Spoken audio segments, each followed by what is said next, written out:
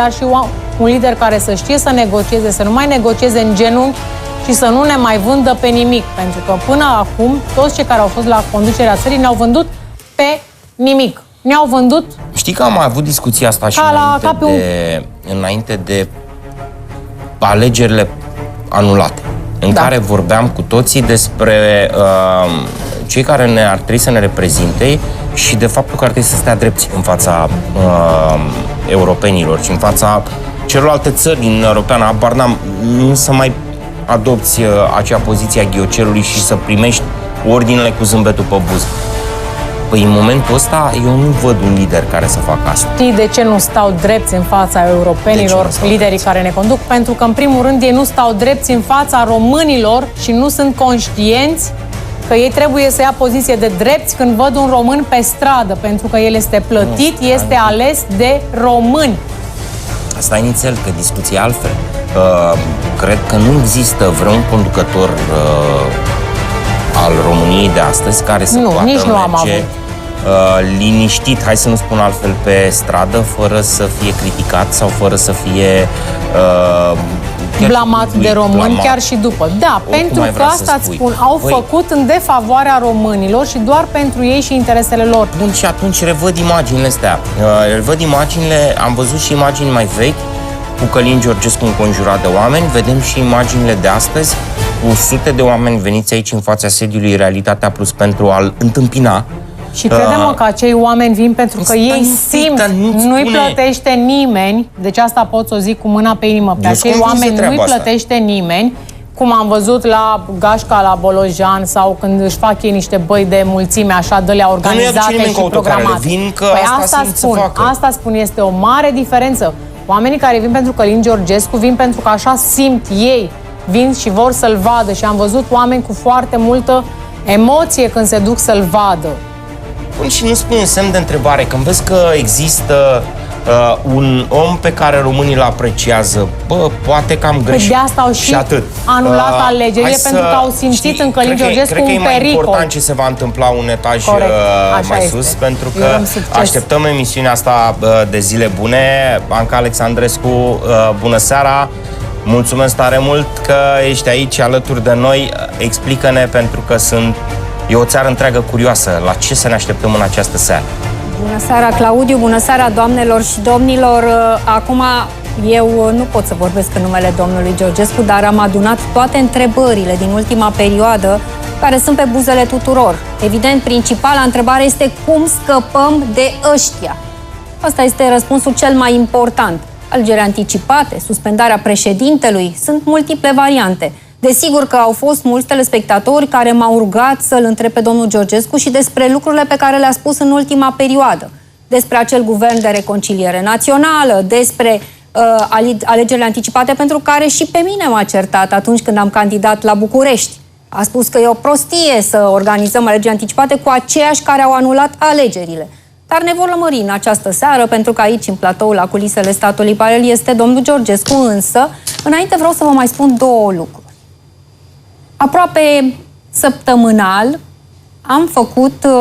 n-am făcut altceva decât să arăt că tot ceea ce a spus domnul Georgescu în diversele emisiuni în care a fost, fie că a fost la domnul Tucă, la Robert Turcescu, la domnul Cristoiu, aici, a spus niște lucruri, a făcut niște previziuni. Toate aceste lucruri s-au întâmplat. Le-am confirmat, dincolo de poveștile cu apa, cu criza apei, cu hrana, apă, energie. Acum toată lumea vorbește despre asta, ați văzut. Acum însă, în ultimele emisiuni, domnul Georgescu a vorbit despre două lucruri foarte clare. Unul dintre ele este legat de faptul că România, la sfârșitul lunii iunie, va intra sau va fi retrogradată la junk. Economistul șef de la Banca Națională zilele trecute, domnul Lazea, a anunțat deja lucrurile acestea, ne apropiem cu pași repezi de acest moment. Se vorbește despre asta tot mai apăsat. Al doilea lucru pe care domnul Georgescu l-a spus în ultima perioadă a fost legat de multipolaritatea lumii, că se va schimba fundamental și în permanență a susținut că trebuie să avem relații echilibrate cu toate cele trei puteri importante, America, China și Rusia. A spus domnia sa că în perioada următoare veți vedea că toate cele trei puteri se vor întâlni sub o formă sau alta și își vor împărți influența în lume și că importanța Uniunii Europene și a NATO nu va mai fi aceeași. Va exista un alt tip de organizare. De aici pornesc discuția mea cu domnul Georgescu în această seară. Îi spun bună seara și îi mulțumesc foarte mult pentru că este în această seară aici în platou la culisele statului paralel. Bună seara! Sunt aici pentru poporul român, căruia de altfel îi mulțumesc pentru entuziasmul din fața studioului dumneavoastră. Le mulțumesc tuturor celor prezenți și, sigur, emoțiile sunt un fapt al iubirii pentru această țară și înseamnă că suntem pe drumul cel bun. Le mulțumesc tuturor! Domnule Georgescu, ce faceți?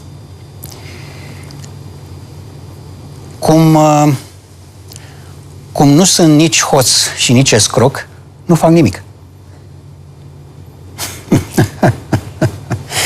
Da. Ăsta e răspunsul. Au existat opinii în ultima perioadă cum că ar trebui să fiți mai vizibili, ca dumneavoastră să fie mai clar că sunteți șeful mișcării suveraniste.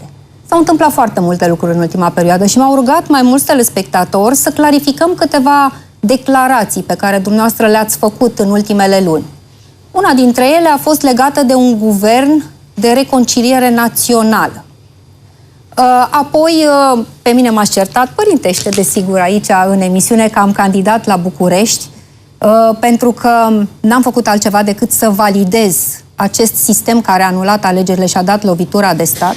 Și am văzut că în martie acest an ați reluat această idee vorbind despre alegerile anticipate la nivel național. Apoi ați venit și ați spus că guvernul Veștea nu trebuie votat, că cei care votează guvernul Veștea sunt trădători și nu în ultimul rând ați cerut suspendarea lui Nicușor Dan.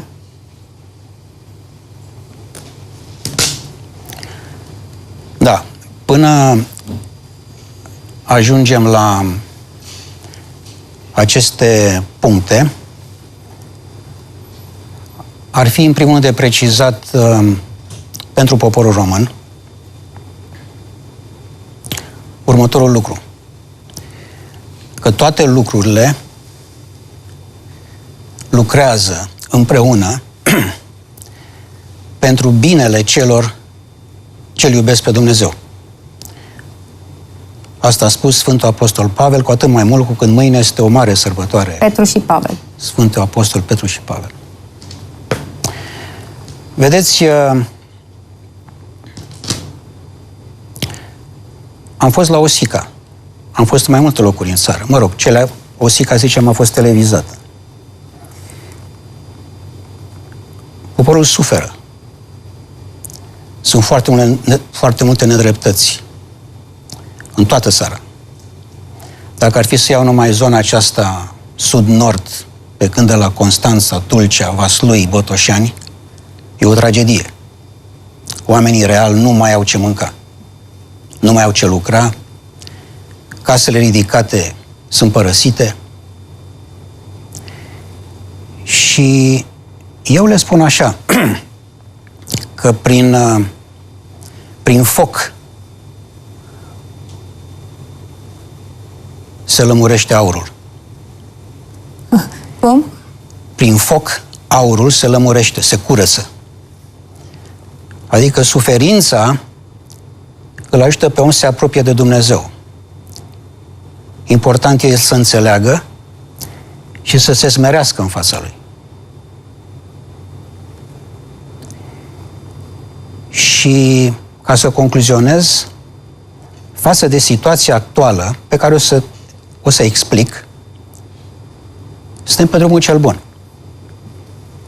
În sensul în care noaptea este pe sfârșite și ziua se apropie.